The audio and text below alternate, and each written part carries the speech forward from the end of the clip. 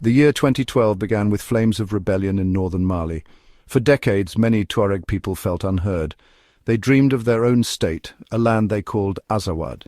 This was an old aspiration, born from a sense of marginalization.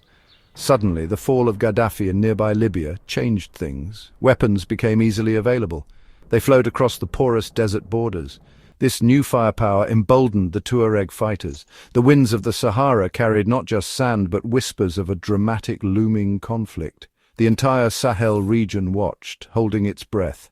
It wasn't long before other groups joined the Tuareg cause. These were not nationalists but Islamist militants. Groups with ominous names like Al-Qaeda in the Islamic Maghreb, also known as Aqim. Ansar-Din, meaning defenders of faith, also appeared. So did the movement for oneness and jihad in West Africa, or Mujah. Initially they fought alongside the Tuareg separatists. They shared a common goal to push out the Malian army. The army, ill-equipped and demoralized, quickly lost ground. Vast swathes of northern Mali fell to this new uneasy alliance. Few understood the Islamists' ultimate, terrifying goals. The Malian state itself was crumbling from within. In the capital, Bamako, far from the northern deserts, soldiers grew discontent. In March 2012, they staged a military coup. This sudden overthrow of the government created immense confusion. It left a dangerous power vacuum at the heart of the nation. The state's ability to respond to the spreading northern crisis was crippled. This internal weakness acted like an open invitation. The militants in the north saw their opportunity. They grew bolder, more ambitious. Mali's very existence felt threatened. The alliance of convenience between Tuareg separatists and Islamist militants soon shattered. The Islamist groups had a starkly different vision for the north. They did not want an independent Tuareg state. They aimed to impose a harsh, unforgiving version of Sharia law. Swiftly, they turned their guns on their former Tuareg allies. They systematically took control of the major northern towns. Timbuktu, the ancient city of scholars, fell. Gao and Kidal also came under their brutal command. The Tuareg dream of Azawad dissolved into a nightmare of militant rule.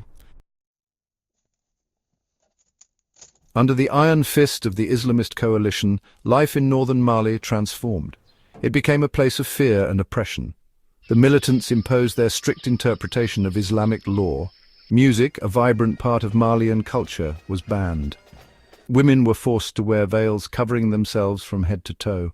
Those accused of breaking these new rules faced horrific punishments. Public floggings were common, amputations were carried out. The world watched in horror as ancient Sufi shrines in Timbuktu, precious World Heritage sites, were systematically destroyed. People lived each day under a shadow of terror.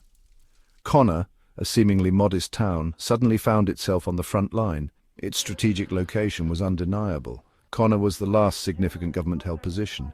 It stood as a buffer between the militant-controlled north and the vulnerable south. If Konna fell, the major city of Mopti would be next. Beyond Mopti lay Sévère, home to a crucial military airport. The road to the capital, Bamako, would then be dangerously open. The militants knew this, the Malian government knew this. The fate of the nation seemed to hang on this one small town. In the early days of January 2013, the Islamist militants made their move. They had consolidated their grip on the north for nearly a year. Now they sought to expand their control further south. They launched a determined offensive towards Konna. News of their advance spread panic. Civilians in Konna and nearby areas feared the worst. Many packed what little they could carry and fled. They sought safety from the approaching storm of violence.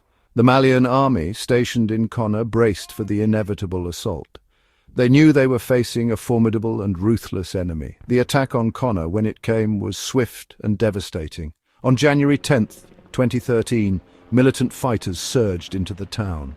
They arrived in convoys of pickup trucks, machine guns blazing. The outmanned Malian soldiers fought back with courage, but they were overwhelmed by the attackers' numbers and superior firepower. Ammunition dwindled, promised reinforcements failed to arrive in time. Konna fell to the Islamist militants. The news sent shockwaves across Mali. It felt like the entire country was on the brink of collapse. Despair was palpable in the streets of Bamako.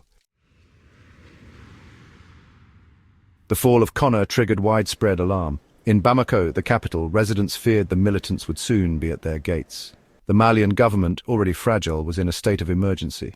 Interim President Konna Traoré knew Mali could not withstand this onslaught alone. He issued an urgent, desperate plea for international military assistance. His call was directed primarily at France, Mali's former colonial ruler.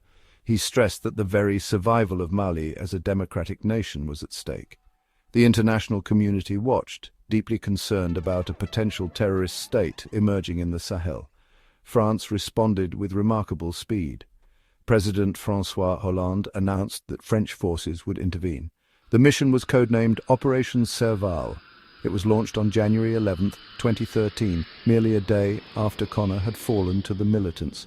President Hollande stated that France's objectives were clear. They aimed to halt the terrorist offensive. They wanted to secure Mali's integrity. They also intended to protect French nationals residing in the country.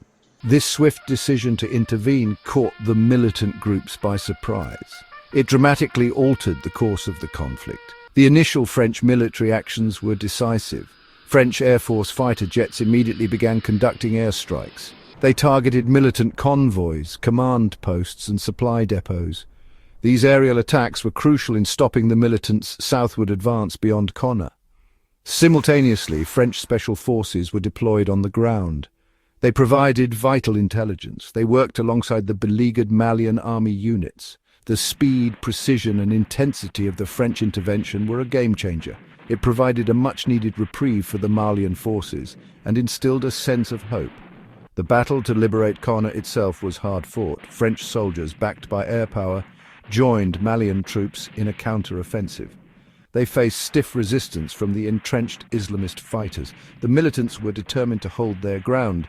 However, the combination of French air superiority and ground operations proved too much for them. Within days, by January 18th, Konna was officially declared retaken. This victory was immensely significant. It was the first major success against the militants. It boosted the morale of the Malian army and the worried population. It signaled that the tide was beginning to turn. The recapture of Konna marked a clear turning point in the Malian conflict. It was the moment the momentum shifted decisively against the Islamist militants. Following this crucial victory, French and African forces, under the banner of AFISMA, launched a broader counter-offensive. They pushed rapidly northwards. Their mission was to reclaim all the territory seized by the extremists. Within weeks, the major northern towns of Gao and Timbuktu were liberated. The militants, who had seemed so powerful just days before, appeared to vanish into the vastness of the desert. Their brutal 9-month rule was over. However, the swift liberation of the towns did not mean total victory. The Islamist fighters were not entirely defeated.